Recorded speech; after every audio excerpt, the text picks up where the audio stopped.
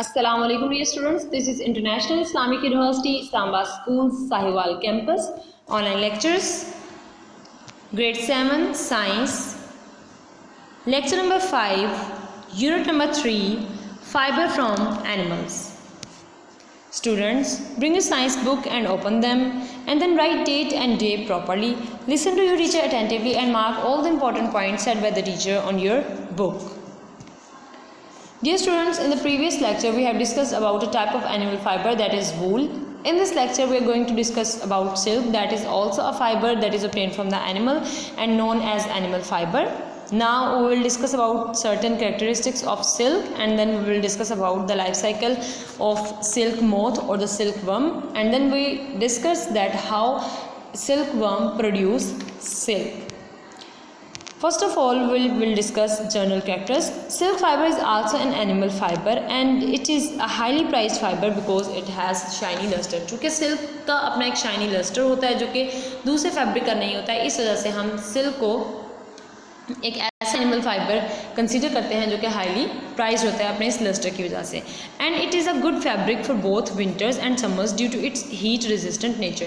और अपनी heat resistant nature की वजह से ये बहुत ज़्यादा हाईली यूज़फुल है विंटर्स में और समर्स में भी. The female silk moth Lay's eggs in a group. अब हम ये देखेंगे कि ये तो इसके जनरल कैरेक्टरिस्टिक्स थे that it can be use in winters and summers और हाईली प्राइस होता है, इसका शाइनी लस्टर होता है. अभी हम ये देखेंगे कि एक सिल्क वर्म या सिल्क मोथ किस तरीके से अपनी लार्वल स्टेज से प्यूपा स्टेज और उसके बाद सिल्क मोथ में कन्वर्ट होता है, वो किस तरीके से सिल्क की प्रोडक्शन स्टार्ट करता है. द फीमेल सिल्क मोथ ले egg in groups and these eggs develop into silk worm. आप स्लाइड पर भी देख सकते हैं लाइफ साइकिल और पेज नंबर 28 पर भी देख सकते हैं, आपकी बुक में बना हुआ है. So these eggs basically converts into silk worm card larva और द कैटरपिलर. यानी अभी लार्वल या कैटरपिलर स्टेज जो है उसमें कन्वर्ट हो जाएंगे. अब कैटरपिलर या लार्वल स्टेज जो होती है किसी भी मोथ की, उसमें बहुत ज़्यादा ईटिंग प्रोसेस होता है, यानी बहुत ज़्यादा चीज़ जो लीव्स हैं उनको मोथ खाता है ताकि वो अपनी जो स्किन चेंजिंग्स हैं, जो उसकी मोल्डिंग का प्रोसेस है उसको वो प्रॉपर्ली कर सके, उसकी ग्रोथ प्रॉपर हो सके. So here the silkworm eat large amount of leaves for 20 to 30 days. अब 20 से 30 दिन तक जो मोल्ड है सिल्कवर्म है वो क्या करेगा, वो इन लीव्स को खाएगा. चूँकि ये मलबरी ट्रीज़ पर ग्रो करते हैं, that is why we can say that ये मलबरी ट्रीज़ को खाएगा 20 से 30 डेज़ तक, और एक लार्ज अमाउंट जो है जितनी कोई एक मोथ खा सकता है उतनी अमाउंट ये खाएगा. And then moults through 4 changes of their skin. और अपनी स्किन की 4 चेंजेस जो हैं उनसे ये आगे फॉलो अप होता है. अब ये मोल्ड बेसिकली मोल्डिंग प्रोसेस क्या होता है, इसमें एक जो इनका हार्ड एक जो कवरिंग होती है इसको ये ब्रेक डाउन करते हैं एंड देन उसके बाद दोबारा से अपनी ग्रोथ फेज स्टार्ट करते हैं and then they redevelop this hard skin structure ताकि इनको कोई भी नुकसान ना पहुंचा सके. Before moving to the next stage it spins a solid cocoon around its body and changes to the next stage pupa inside the cocoon. अपने surrounding में एक हार्ड कवरिंग जो है कोकोन उसको ये डेवलप कर लेंगे एंड देन अपनी नेक्स्ट स्टेज जो है प्यूपल स्टेज उसमें ये कन्वर्ट हो जाएंगे within this cocoon. So the cocoon takes about 3 days to be fully complete. और फिर कोकोन को बनने में 3 दिन लगते हैं ताकि वो फुली कंप्लीट हो जाए. And then cocoon is made of fibre which change to silk on exposure to air. अभी जो कोकोन है ये बेसिकली फाइबर का बना हुआ होता है जो कि सिल्क वर्म अपने साउंड जो है वो इसको स्पिन कर लेता है. उसके बाद जब हम इसको एक्सपोज करते हैं एयर को तो फिर हमें ये एज अ फाइबर सिल्क मिल जाता है जिसकी उसके बाद स्पिनिंग की जाती है, इसकी विविंग की जाती है एंड देन इसको जो है इसको यूज़ किया जाता है. The pupa emerge from the cocoon as a silk moth. अब प्यूपा जो है उसके बाद सिल्क मोथ में कन्वर्ट हो जाता है within a cocoon and in cultivated silk the larva is killed inside the cocoon in order to extract the silk from the cocoon. जब हम कल्टिवेशन करते हैं सिल्क वर्म्स की ताकि हम सिल्क प्रोडक्शन कर सकें तो फिर क्या होता है, जो कोकोन के अंदर जो सिल्क मोथ है उसे वहीं पर किल कर दिया जाता है either by the process of boiling the cocoon in a boiled water और बाय एनी अदर प्रोसेस ताकि हम वहाँ से सिल्क जो है उसको ऑब्टेन कर सकें.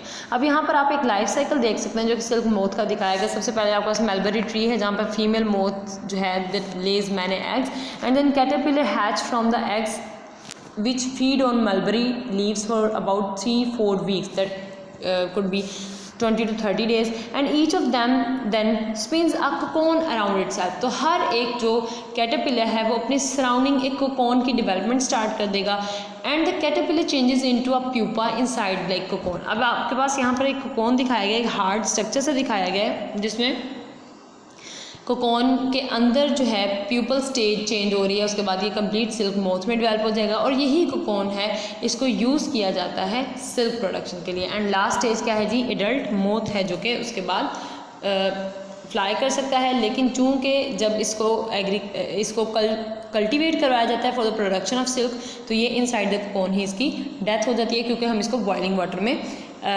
डाल देते हैं ताकि हम सिल्क को ऑब्टेन कर सकें. That is why many of the peoples think that it is not the right way to use silk.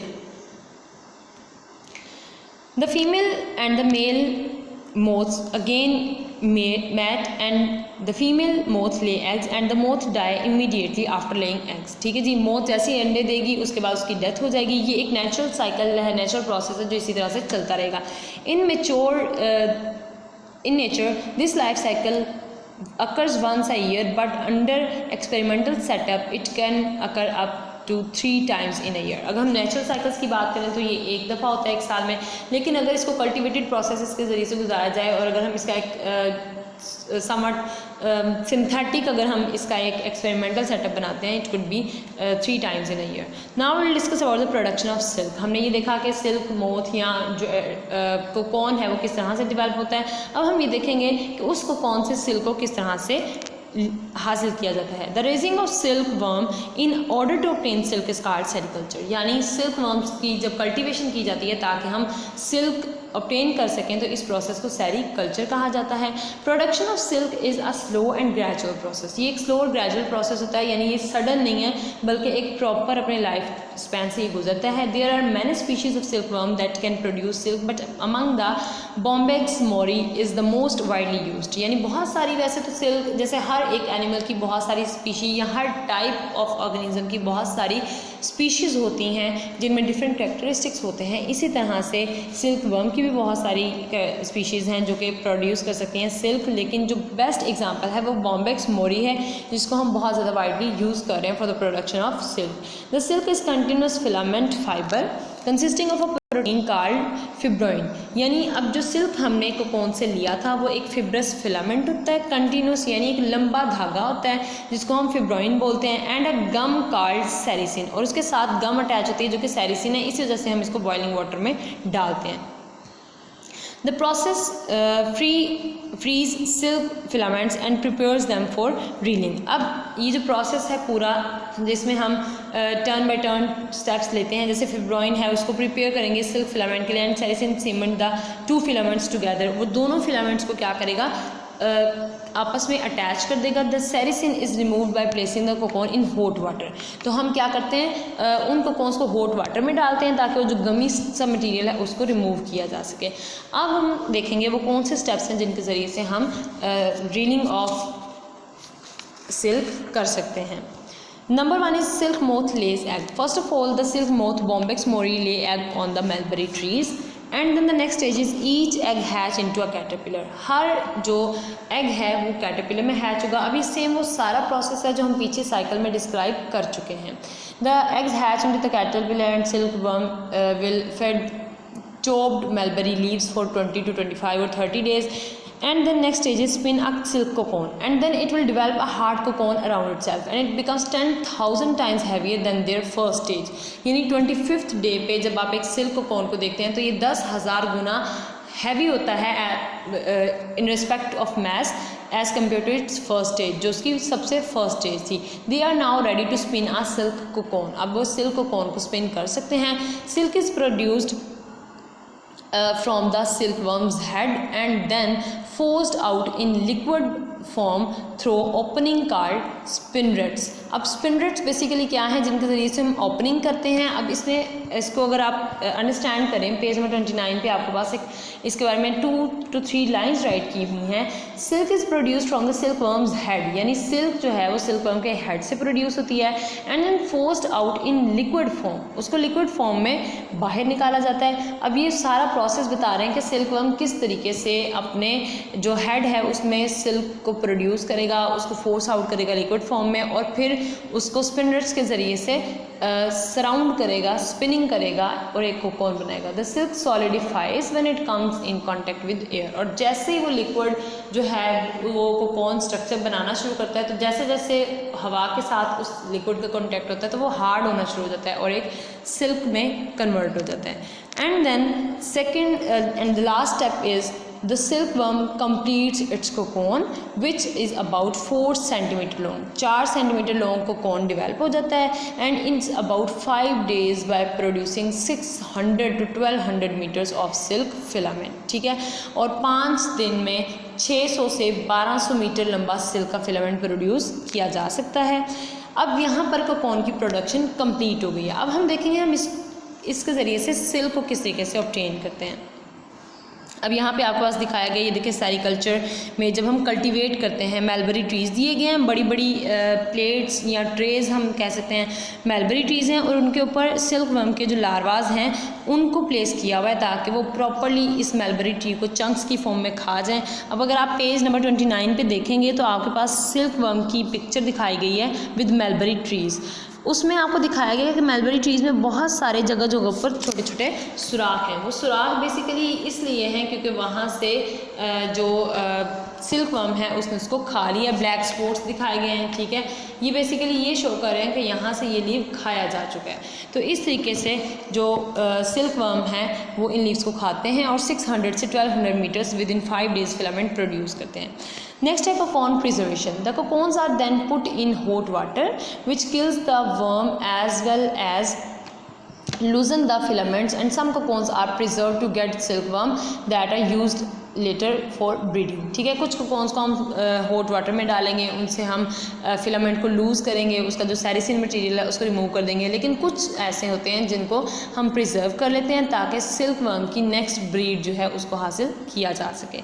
Next is point number 7, raw silk. One cocoon contains approximately 1000 yards of silk filament. Yard is basically a scale जो कि length major करने के लिए use किया जाता है। तो अब 1000 yards जो है वो सिल्क हासिल की जा सकती है एक कोकोन से।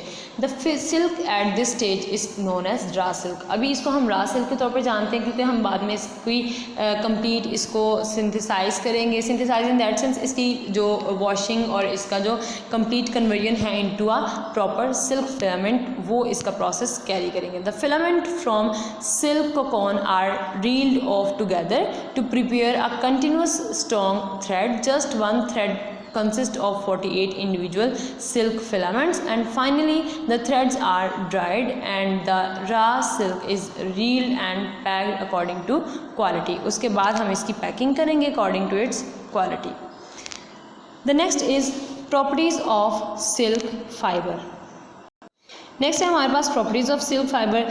These are basically, silk is a lustrous and dyes well. Silk की लस्ट्रस नेचर होती है और ये बहुत इजीली इसको हम डाई कर सकते हैं। Thereafter any colour on the silk fibre can be a bright sparkle. As a silk can absorb moisture, we feel comfortable wearing silk dresses. क्योंकि इसमें ये बहुत ज़्यादा moisture absorbent होता है तो हम इसको comfortable feel करते हैं। कोई हम किसी भी सीज़न में इसके ड्रेसेस अगर वेयर करते हैं। Silk is not affected by water, although detergents and perspiration can break down its fiber.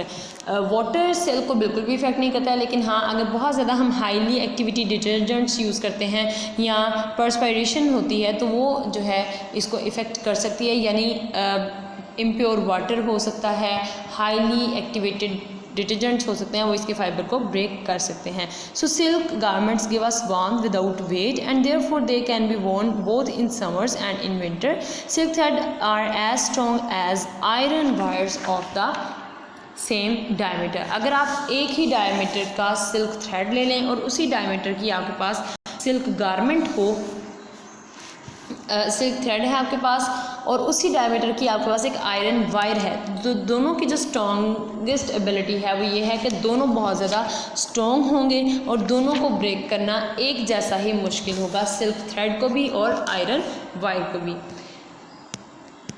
The next is healthy hazards in silk and wool industry. वो कौन सी ऐसी हेल्दी हैज़र्ड्स हैं जो कि वूल इंडस्ट्री को रन करवाते हुए जिनको फेस करना पड़ता है। Many people earn their livelihood from wool and silk industries but work workers employed in these industries are adversely affected by many health problems and diseases. तो बहुत सारी प्रॉब्लम्स, बहुत सारी डिजीज़ हो सकती हैं ऐसे लोगों को, और वो क्या हैं वो अब हम डिस्कस करेंगे.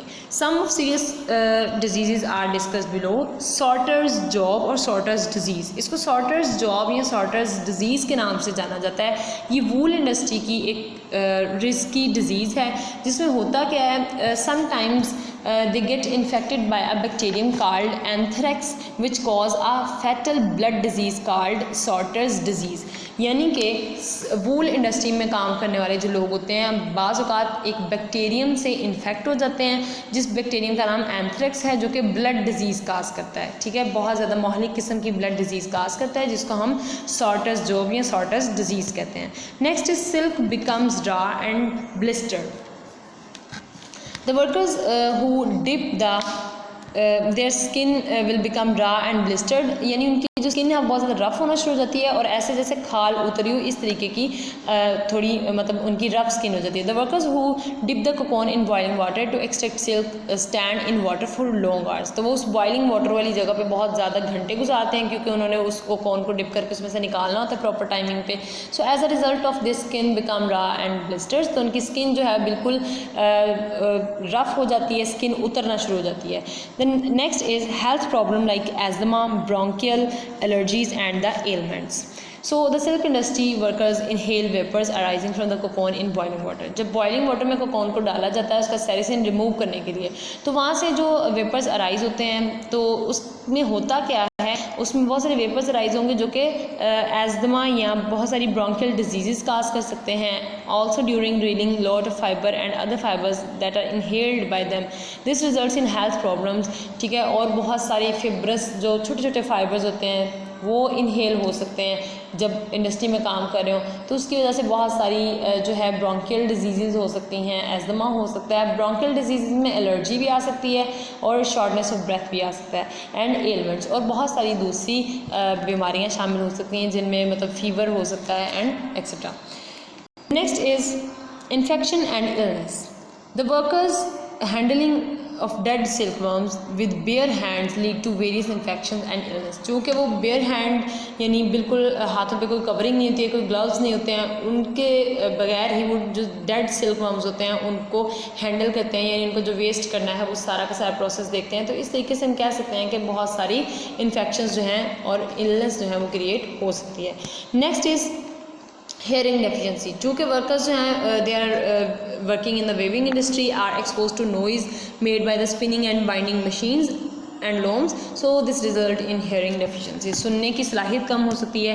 And the last one is respiratory problems. Working in the poorly ventilated damped rooms. चूँकि वेंटिलेशन प्रॉपर नहीं हो रही होती, हर वक्त वहाँ पर पानी मॉइस्चर इस तरह की चीज़ें होती हैं, तो डैम्प्ड रूम्स होते हैं, ठीक है, नमी वाले रूम्स होते हैं, तो वहाँ पर बहुत सारी रेस्पिरेटरी प्रॉब्लम्स हो जाती हैं due to poor ventilation. So all the research works are carried in all over the world to develop silk and wool industries. Very little has been done to improve the working condition of the laborers of these industries. चूँकि बहुत सारी industries लग चुकी हैं wool and silk के बारे में उनको उनकी प्रोडक्शन के लिए, लेकिन as compare to the hazard in the silk and the wool industry, तो उसके बारे में अभी तक कोई खातिर ख्वाह काम नहीं हुआ है. And the health professionals should found out the possible means in this regard. और जो हेल्थ प्रोफेशनल्स हैं उनको इसके बारे में बहुत सारी रिसर्च करनी चाहिए और इसके बारे में प्रॉपरली लोगों को गाइड करना चाहिए कि ये किस तरह से इंडस्ट्री लगाई जा सकती है और इसमें अपने जो मज़दूर हैं या जो उनके लेबरर्स हैं उनको किस तरीके से यहाँ इन बीमारियों से बचाया जा सकता है. Okay dear students, now you have some homework. Open up your diary, write date, subject and then write down your diary. You have to learn all the important definitions from this lesson. जितनी भी important definitions हमने यहाँ पे किए हैं जैसे spinners आ गया, sericulture, फिब्रोइन, sericin, ये सब आप लोगों ने definitions learn करनी है properly और इनको अच्छे तरीके से याद करना है ताकि आपको टॉपिक को समझने में आसानी हो. Okay dear students, this is end of the lesson. अल्लाह हाफिज़.